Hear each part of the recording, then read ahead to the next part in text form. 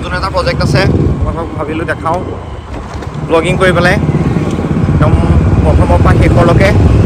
বলক তেন্তে আজি ডে 1 ৰং কিনিব গৈ আছোঁ।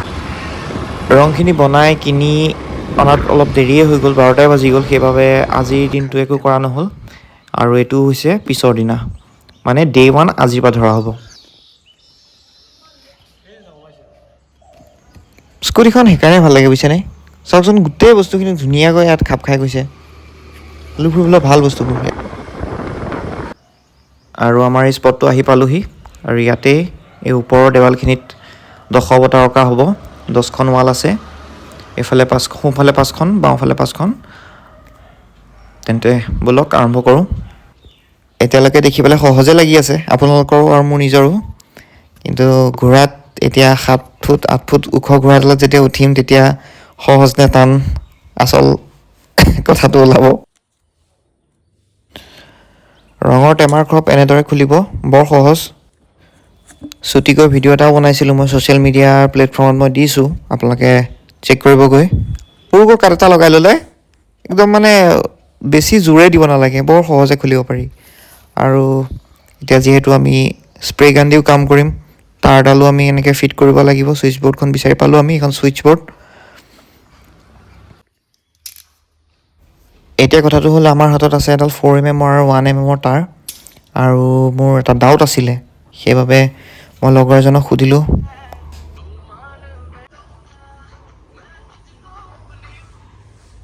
হেল্ল', হেল্ল', ক'ত আছ? ক'ত আছ?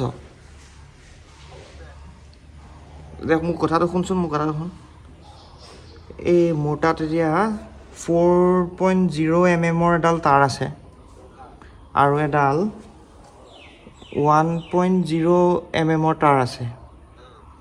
এতিয়া মই যদি ছুইচ বৰ্ডত এডাল 4.0mm তাঁৰ লগাওঁ আৰু এডাল 1.0mm তাঁৰ লগাওঁ, কিয় অসুবিধা হ'ব নেকি মানে কাৰেণ্ট ল'বলৈ? এই স্প্ৰে গানটো কালাৰৰ একো নহয় ন? নহয় এডাল পজিটিভত ধৰ 4mm লাগিলে আৰু এডালত নিগেটিভত ধৰ 1mm লাগিলে, কিবা হ'ব নেকি?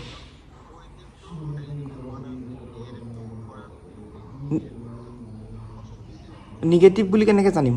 ৰাইট ছাইডৰটো কি হয়? পজিটিভ নিগেটিভ কেনেকৈ জানিম মই এতিয়া?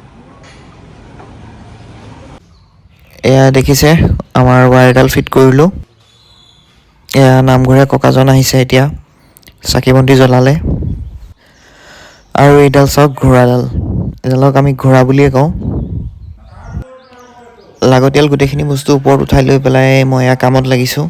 প্ৰথমতে চকৰে মই স্কেটছটো কৰি লৈছোঁ। স্কেটছটো কৰাৰ পিছত স্প্ৰে গান দি বেকগ্ৰাউণ্ডটো মাৰিবলৈ আৰম্ভ কৰিছোঁ। এয়া আপোনালোকে দেখিবলৈ পাইছে। আৰু ৰেকৰ্ড কৰিবলৈ অলপ টান হৈছে কামটো, কাৰণ ওপৰত আছোঁ যিহেতু ভয়ো লাগি আছে। গম পাইছোঁ ওপৰত উঠিহে এতিয়া গম পোৱা গ'ল যে কামটো কিমান সহজ। তাৰপিছতে এয়া দেখিছে আপোনালোকে, সম্ভৱ স্প্ৰে গানটোৰ নজল বেয়া হৈ আছে, ব্লক হৈ আছে। ঠিক কৰি পেলাই এয়া একদম মাখনৰ দৰে চলিছে এতিয়া। কাষৰে ভণ্টি এগৰাকীয়ে এয়া চাহ মিঠাই লৈ আহিছিলে, তাই হেনো মেট্ৰিকৰ ৰিজাল্ট দিছিলে। ভাল লাগিল খবৰটো পাই। 3টা টোন বনাই লৈছোঁ।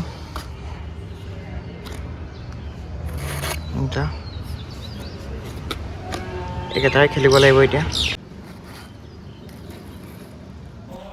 বিষ্ণুৰ প্ৰথম অৱতাৰ এয়া আঁকি আছোঁ, মৎস্য অৱতাৰ।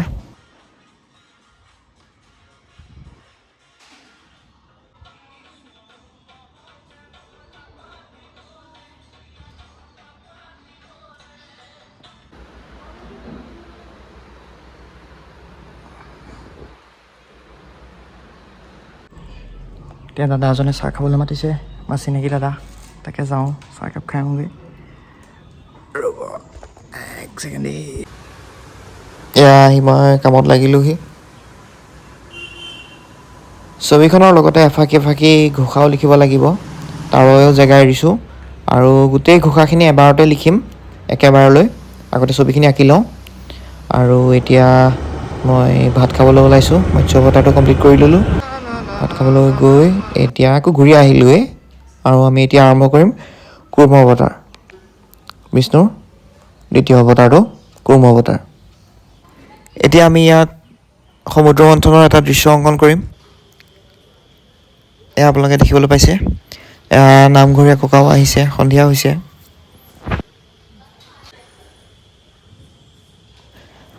আজি দুখন ছবি সম্পূৰ্ণ কৰিলোঁ। প্ৰথমখন এয়া মৎস্য অৱতাৰ আৰু দ্বিতীয়খন এয়া কুৰ্ম অৱতাৰ।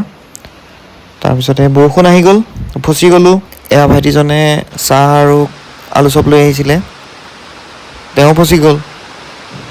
এয়া আমি দুইজন ফচি আছোঁ। আজিলৈ ইমানেই, ইমানতে এৰিছোঁ। কাইলৈ লগ পাম। Love you all, bye bye.